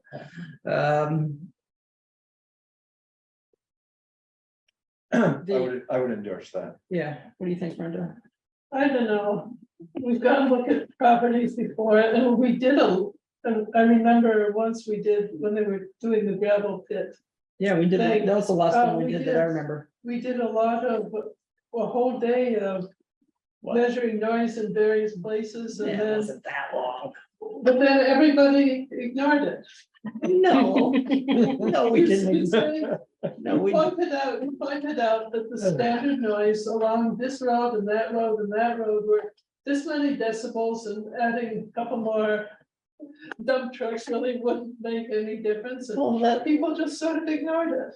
I don't know who the people you're talking about is. Well, We issued a 20-some page decision on that case, so Yes, but what did we do with the noise stuff? No, I don't remember, but it does, so what, And we went and even looked at You the know, property. it's, and it was- it doesn't matter what other people other people make or don't make of it, it's whether it's gonna be helpful to the board.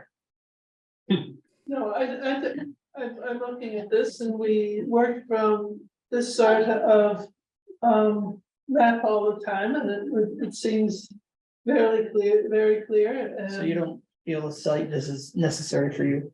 in other words, no. Okay, what do you think, Ted? So it would, I mean, Site if everybody wants to go look at Well, it, we can all go look. So at John it. says yes, Tom says yes, No, yes, I say yes. all right. But let me just qualify it a little bit. Honestly, I am less inclined to think that I have the expertise to judge what I consider to be the critical issue here. And that is the noise off site. In order to be comfortable with this conditional use, which to a large extent is an existing condition, which is problematic. And I'm totally sympathetic with the ambiguity that is in our ordinance and why that is problematic for the applicant. For me to get comfortable here, I'm going to need more expert testimony. I need to, I'm hearing stuff from neighbors, and I think they have a very good point. I'm hearing wishy-washy answers from the applicant, and I appreciate that it's hard because he's talking about prior conditions of building his house versus the business. I'm going to need a real expert to come in here and talk about what's going on off this site with sound and issues, and for me to get past the conditional use. So I think it's much more important that this board ultimately get expert testimony talking about the noise issues, than any of us hanging out on the site, because I'm not terribly qualified to, I wouldn't mind going to the site. I think that's certainly helpful, but I don't think it's the important thing here. The important thing is we need more expert testimony on the noise. I didn't elaborate. Yes, a site visit, but I wasn't thinking of just looking around. I was thinking of, in my head anyway, something similar to what we did in the Lathrop gravel pit application where we listened to and measured from various points out on Hewitt Road and by the Merchants Bank are the two that I recall of dump trucks, including 2 dump trucks passing, so we could was get kinda a sense of it answering- ourselves. Yeah, in fairness, Kevin, and I appreciate that, and I was kind of answering that as well. I don't want to evaluate. I don't want to evaluate noise. I want somebody who does this for a living with the proper meters and so forth. I know that's going to cost the applicant money, but honestly, for me to vote yes for this, I may want to put some conditions on it. I feel like we got to be comfortable that we're not putting excessive noise off this site as a result of this use. So I'm just being honest, and I know what excessive is hard because of the ambiguity. I get that loud and clear, but I'm just being honest as a board member. I'm concerned about the amount of noise coming from this use off this site. And I don't think I can judge that personally by standing out there. I don't think I'm qualified to do that. I can have an opinion. My thought on that, Tom, was that it was helpful to actually experience the sound ourselves, but also to know then, oh, that's what 70 decibels sounds like. That's what 75 sounds like, because otherwise the number's an abstract thing. It's harder to actually translate that into. I've sat through a lot of testimony by qualified sound experts who can do a pretty good job of explaining to you what it sounds like and so forth. I know, it's like a vacuum or chainsaw. Yeah, and I want for me at least, I want to put that burden on the applicant. And we got an existing condition here that's pretty burdensome on the neighbors, or at least they feel very strongly that it is. And I'm hearing them loud and clear, and I'm gonna need some help on that. And I'll be happy. I have no problem. I'll be happy to go out on the site with everybody else, but I just wanted you to know that that's not going to be enough for me. I'm going to need expert testimony on this. Okay, Brenda. Okay, Tom, one thing is what we did on this other time we measured the number of decibels was we had specialized equipment, but you don't really need specialized people, maybe to interpret it, but to use the equipment, it was very easy. Yeah, but we had experts. But the second thing is, the noise that is heard from the property seems to vary according to the location around it. It's been suggested that the mountain perhaps has some,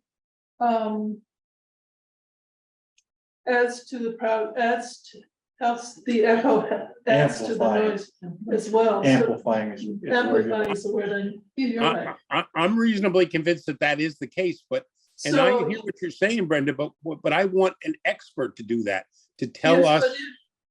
Go ahead. But if you are there, you can hear it.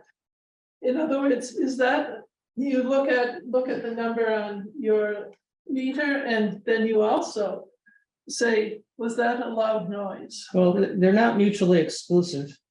No, so maybe the way. I'm fine with us going out and evaluating ourselves. I'm just saying, at least for me, I do not believe we are professionally qualified to really do this. And I think an expert has to do that. I've been involved with big applications where both the applicant does it. Sometimes the board hires their own expert at the applicant's expense. But in this case, I think we need more definitive information to get past the conditional use standards to allow this level of noise.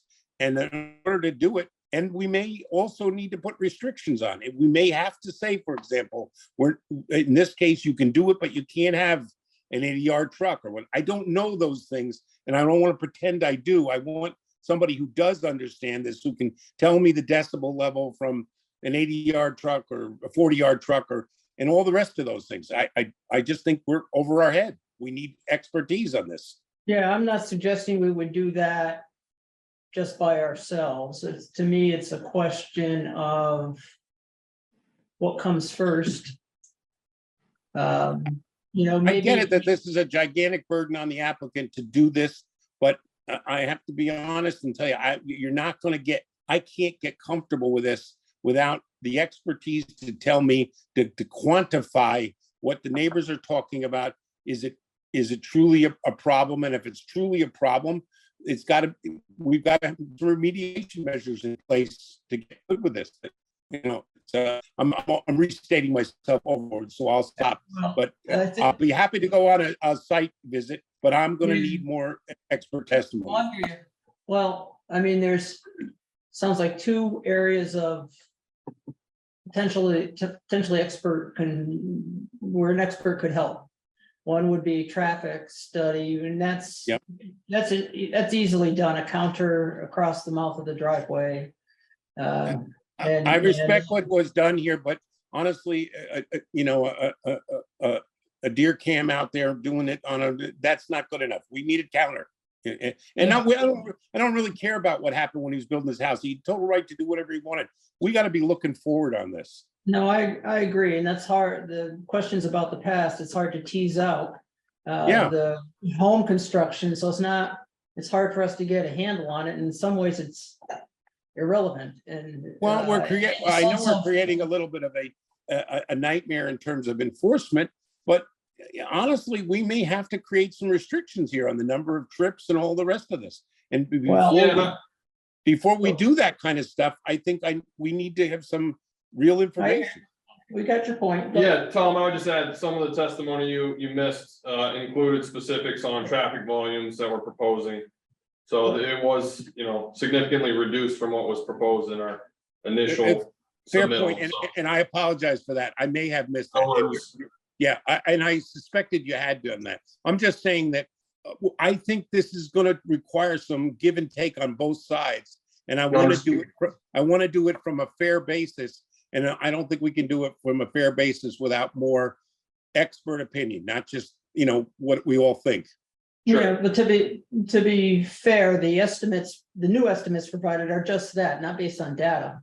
It's actually based on these guys trying their best in good faith to try and figure out what it is likely for the business now going forward. It's not actually data based, but the data is easy to obtain. Chris? So the only concern I have with the data is, as of right now, they're not utilizing that property in its capacity, so. Oh, well, that's a good point. So we do counts today, they're not gonna be a fair representation. Yeah, no, that's a fair point. You're not the first lot that where you were storing and stockpiling, you're not using that currently, but are you using lot 2 for storage? Fittings and stuff. Yeah, so there is some traffic going in and out for that. Can I address that? Sure. So I think a traffic count would be really useful to establish a non-Masterson baseline.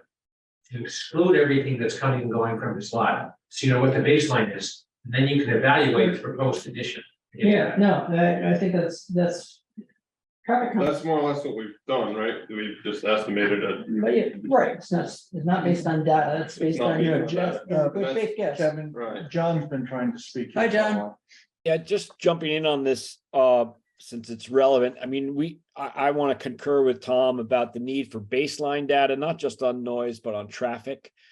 And we have 3 days worth of guesstimation as a baseline that to me doesn't satisfy.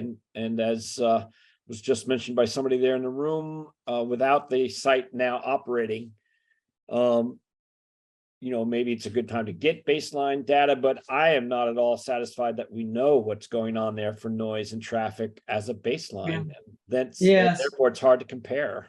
I agree. It might have been hard for you to hear. The site is operating the upper site, the lot 2, the contractor's yard part, where they store Jersey barriers and pipe and that sort of stuff. That is an operation.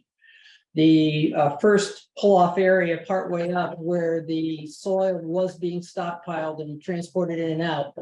In the past, that's not being operated. So there's So- no active stockpiling going on there on. No, right, Correct. what I had put in the application too is Josh would like to have about 1,000 yards of material in the stockpile. And as he described, it fills up and is taken away, as needed on project-specific sites. But So that soil is not there now? It is, You're setting them. It is there. and some of But it you're was not, used, but you're not using it. right, it's just not a going in and out. stockpile. Okay, I didn't know that. Yeah, it's just. But it's not being added or subtracted to. Wow. Not presently, but so Chris's comment, which was a good comment, Chris, or John, I don't know if you heard it, was that. Be aware that if you're doing traffic counts and trying to figure out what the counts for that first area with soil stockpiling in and out, that it's not gonna count that because it's not happening right now. So that was a good point. And that's why I came up with that 3-day average to say, here's what we would propose up to 2 times a year. Yeah, I an event like understand. this, and Josh mentioned, the last time he called something in was a couple years ago, so. Yeah. I think it's a conservative estimate, but a fair one. Mhm. Okay, Seems inadequate for me in Okay, grasping and just to be upfront about it. sure. What more would you like to see? well, Well, I'd like to see some, I don't know, some an I- independent study or something. I don't know how it's typically done, but well, How is it done on a new project? How have you guys handled this in the past? well, Say there is no development there. I can speak to that a little bit, just so Sure. that you, and this is the tricky part when I say it's a little bit of an enforcement nightmare. Yeah, Because ultimately Chris or somebody in the town of Bristol, if it starts to get to be extreme, it'll have to get counted. You're saying, and what you also have to understand, what you guys are saying, you just can't come in and say it now. We're gonna put it in our conditional use. So we're gonna say you can't have more than X trips and so forth. And that the enforcement part is, if it starts to get excessive later on, somebody's gonna have to count it. And then we have to figure out what exactly are we gonna do? I mean, it's quite frankly not a happy or easy thing to pull somebody's, their permit after the fact. But we'll have to enforce it if we do this. So that's why we need a baseline, and then you guys have to fairly be able to operate your business.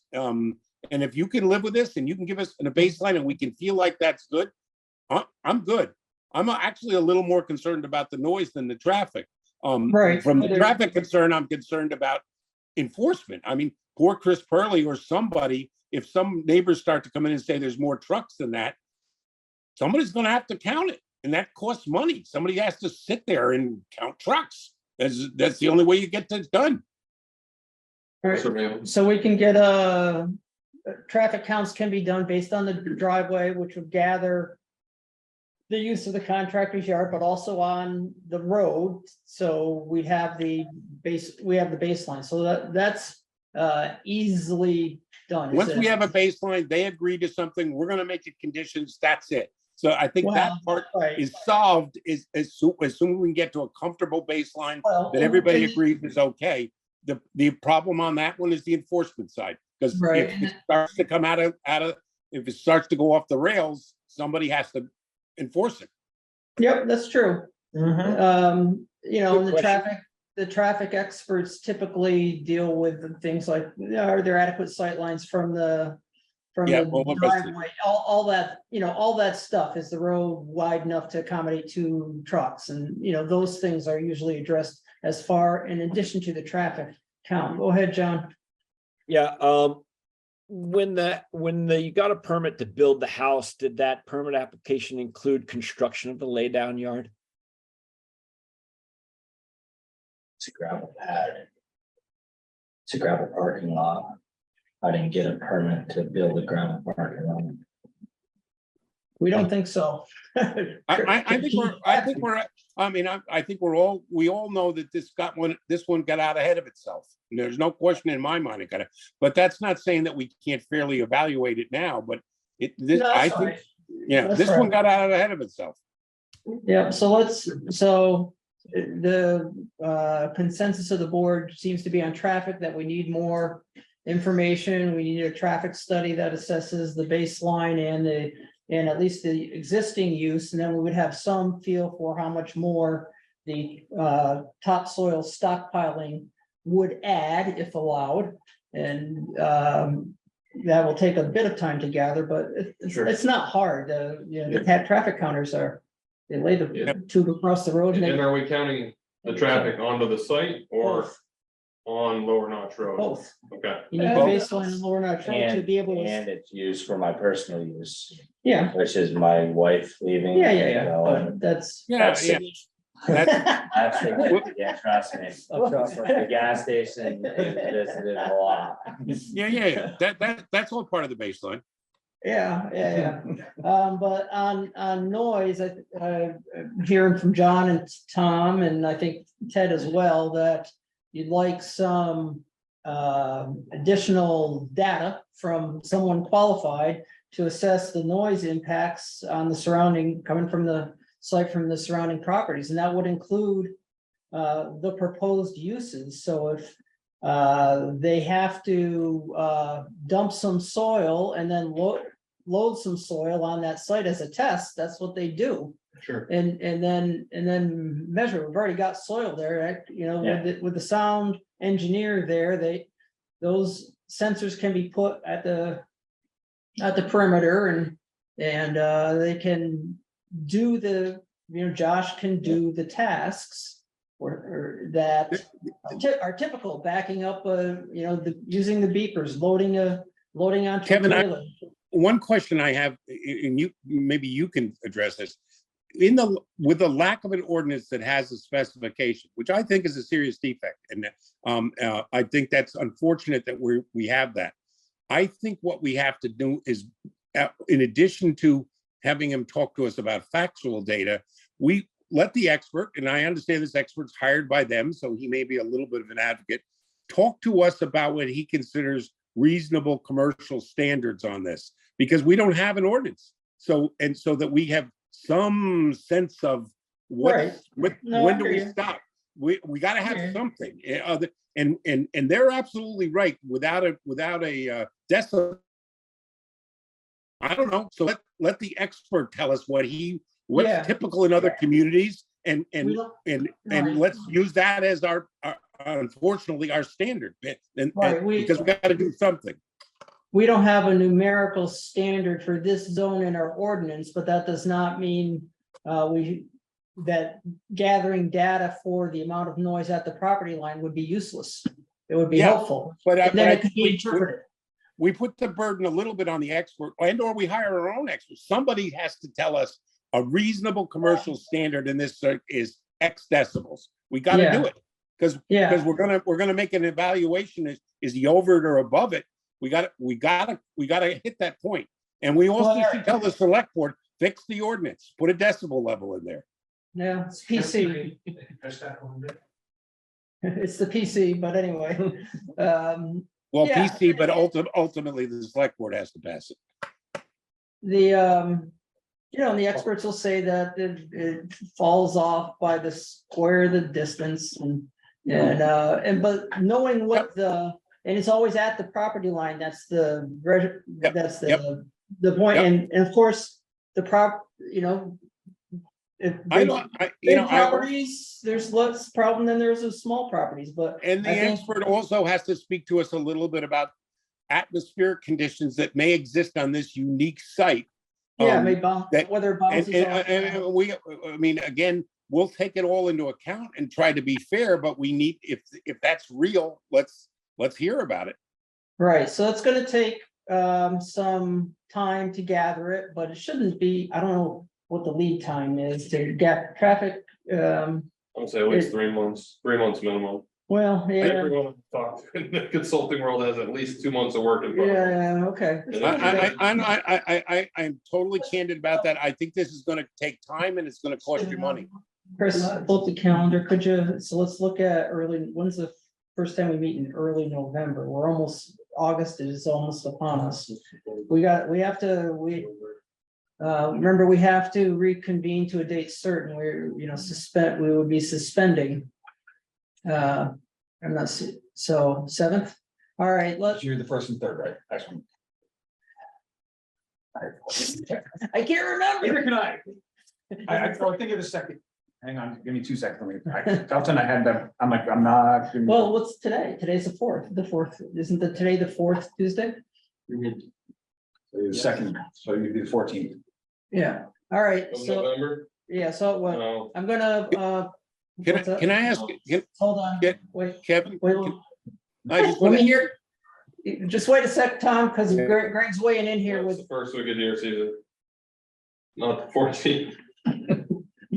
well, Sorry, if there's one thing on my calendar. well, how about, Shoot back to October. yeah, let's go. We and can, look, we if can have try to to make con- things. Yeah, work if for we have to October. continue, I'd rather, all right, go ahead, Tom, we're shooting for October 24th, it sounds like, as. yeah, as I a just target. wanted to ask, we want them to submit that in advance so we have some time to Yes, review Sure. it. And Sure. I also, in view of the fact that Mr. Dumont has entered his appearance on behalf of a number of the objectors, I think we need to make sure it's submitted in advance and he gets an opportunity to review all that. And I'd like to do that with a reasonable amount of time before the meeting, so Yeah, that, so take Yes. that into account when we're doing it. So All right. 10 days or Weeks, yep. something like that. So we'll set at least a target date for October 24th to continue this hearing till October 24th with expert traffic and noise reports distributed to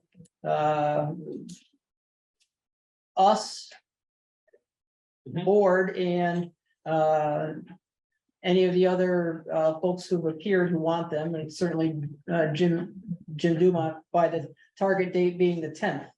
And now it could be that is overly optimistic and we'll be told we can't make that date. And if that happens, the board would have to actually reconvene on the 24th briefly. Well, we might have something else going on and then bump it. So, but we have to continue to a date certain. And if it doesn't work because the experts need more time, so be it. But maybe we'll get lucky and we'll have everything by the 10th. Fair enough. So what exactly are you proposing that needs to happen? Traffic and by noise. that time? Traffic and noise. Reports from traffic expert and. noise And I expert. think we've Sound. given enough guidance to the applicant and as in terms of what we would like to see in those reports. The experts this will be sort of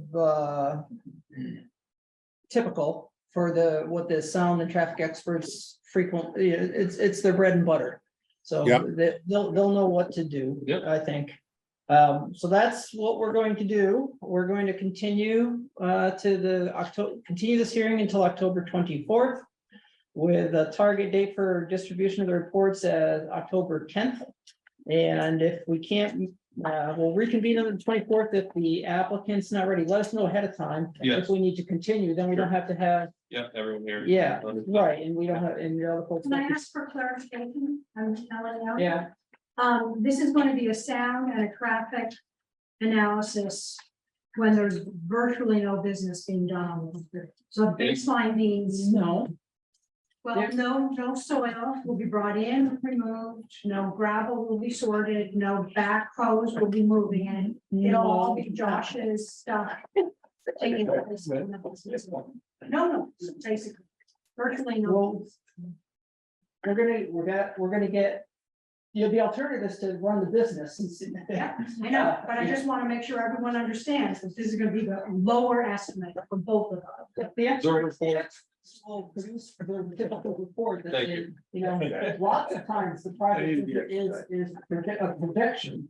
And so they're going to do their baselines and then use that data to correct, but they're. The experts have basically off the shelf data. Typically, an excavator generates X decibels. Yeah. Typically, a truck generates X decibels. So they actually could just do a report without a site visit. Yes. They would enter the physics of, amount and all that on their computer and use the data off. the sheet. On the traffic side of things, though, Josh runs the business. The traffic expert is not going to know how Josh runs his business. No, but you get the counts. He's gonna create the baseline. You guys are gonna tell us what you want to do. honestly, we're gonna set standards based on that. And the Okay. expert's gonna tell us what you propose. They're gonna give us some estimates of what that's gonna create in view of additional decibels, additional traffic and all the rest of that. Kevin, I know I sidetracked you a little bit.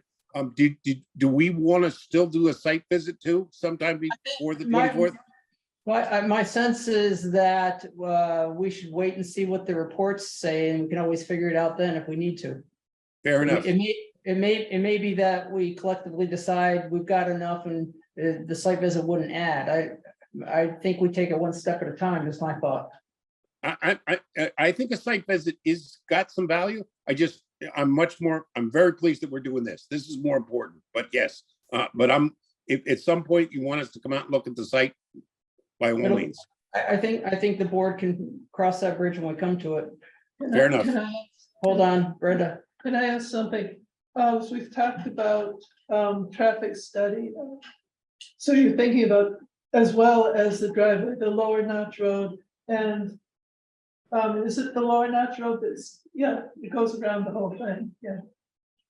In other words, there are trucks going on both sides of the We don't need to, right, but the proposal is to run the trucks down to 116. Yes. The traffic experts will look at our conditional use standards, which are typical, Yeah, and about what they have to show, and they'll gather the data and produce an opinion. okay, so there is a traffic expert as well. That's what- Yes. Oh, okay, Yes. I didn't get that.